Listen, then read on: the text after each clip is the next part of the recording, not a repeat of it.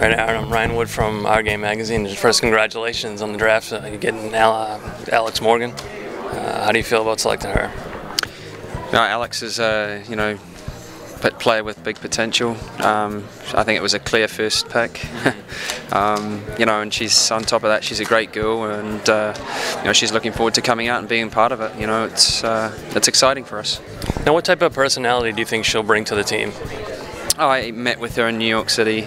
She's a great girl, family girl. She's really excited about this opportunity, and it's a big year for Alex Morgan, and with everything that's going on in the young lady's life. So we're excited to get her out to Western New York and to start working with her. Yeah. Obviously, there's a huge jump going from the college game to WPS. How do you think Alex Morgan and some of the other players you drafted will fit in? Well, we've put together, at the moment, we're pretty happy with what we've got. Maybe one or two additions to come, but Alex is a player. It's going to be new to her, professional football, day in, day out, week in, week out. She's going to need time. Yes, she's got big potential, and but it's going to be new, and she'll be given that time with us, to feel comfortable and then flourish, hopefully. First of all, congratulations on the draft. I mean, you guys seem to make out quite well, especially getting Bianca D'Agostino where you got her. What do you think about her addition to the team? Yeah, I think it was a good late pick for us, you know what I'm saying? Because we talked about Bianca a lot last night. We had a 3-4 hour meeting last night, the coaching staff, and we felt she could be around. She'd be a good player for us. I mean, Wake Forest had a great season this year. Everyone seems to forget that, you know what I'm saying? They won the ACC, and we watched Wake Forest a lot, and obviously my assistant coached at Wake Forest, so he knows the Wake Forest players very well, so getting his feedback on how they train and stuff like that was critical. But she's another great midfielder, attacking player, and she's got a work cut out to get in our lineup, because there's a lot of good attacking players in there. But I think it's a great pick so late. And Rania too, I thought Rania was another, she's a complete midfielder. She can do everything. She can defend, she can attack, she can play the final ball, she scores goals. So I think we did all right in those late picks. Usually in the late picks you just go for a local player, but I think we've got some really good talent in those later picks from this. You guys did really make out quite well with some of those late picks, especially Barnes, who people thought would go a lot higher. Well, I think we just beat what's name to it. They were picking her next, you know what I'm saying? And we were thinking of taking Barnes at number 5 originally. So and that's how high she was on our agenda. And then when she kept falling and falling, and we wanted Caitlin Farrell, and then after that we said, what we could do with another central defender and another player that that can defend for us, because we really don't have a lot of depth in the defensive corps. So I think picking her up again, she's got experience. She's on the under 23s, and there's question marks over her speed and mobility. But I think again, Falky isn't the most mobile player in the world. Sarah Larson last year, the Swedish girl, isn't the most mobile, but they had great seasons for us. So I don't think that's the case, as long as they're well organised and they know positionally. And Bonzi's very good positionally, so I think she'll be a great pickup for us. Now, do you see these players becoming impact players right away, or some that they're gonna need some developing? Well, I think they're going to need some time.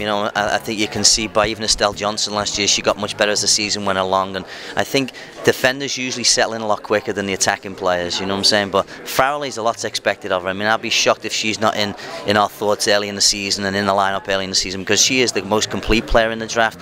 She might mostly be the prolific goal scorer or the prolific goalkeeper, but she is the one I think that will make a team tick, and she'll find a final pass. And we lost Sager, which was a loss for us, you know what I'm saying? And I think Laura Lindsay can teach her a lot. They're very similar. She's a bit more mobile than Laura Lindsay, but I think they've got a lot to offer each other, and I think almost Laurie will take her underneath her wing and maybe make a protege of her, and I think she's got the opportunity maybe to make the Olympics the year after. I don't know if the World Cup might come too soon for her, but she's going to be on the top stage, so it's up to her at this point. Brian, with the picks you guys made today, getting press where you got her, how big is that for your team?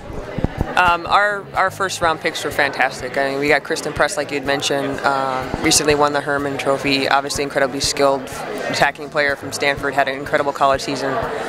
Megan Klingenberg as well from UNC, great left-footed shot, hard worker, midfield player, gritty. Coming from a huge, obviously very storied program at UNC, we're very pleased with those two choices. I'm very pleased with our entire draft today, and we were very excited to be able to get 2 quality players right off the bat. Now, what makes these players ready for WPS? Obviously, coming from the college level to the WPS is a huge step. How do you get these players ready? I think the transition, you can see some players who will make it. Oftentimes, the player that stands out in college will most likely make it, but it's just something that, an intangible that you feel if they are improving as they go up through their college ranks, and they're really head and shoulders above, which Megan Klingenberg and Kristen Press are. You can definitely expect that they will do well, incredibly well at the next level as well, because they're going to keep improving and they're going to keep just getting better, especially with higher quality players surrounding them as well. Now, do you see those two, Klingenberg and Press especially, becoming impact players? Will they need any developing at all? I feel, obviously there is a learning curve coming out of college into pro. There's a learning curve coming out of any league into the next. And so I think with those two players, though, I think the learning curve will be very, very quick, and I think they will be impactful very soon. Now, have you talked to either of those for your first 2-round draft picks personally, and know what kind of personality they bring to the team? Yes, I've spoken to both of them, and I feel like they're ready for this level. And I think that's something that you really want to be sure of, if the player is ready to go. And they both seem to be. All right, thank you very much.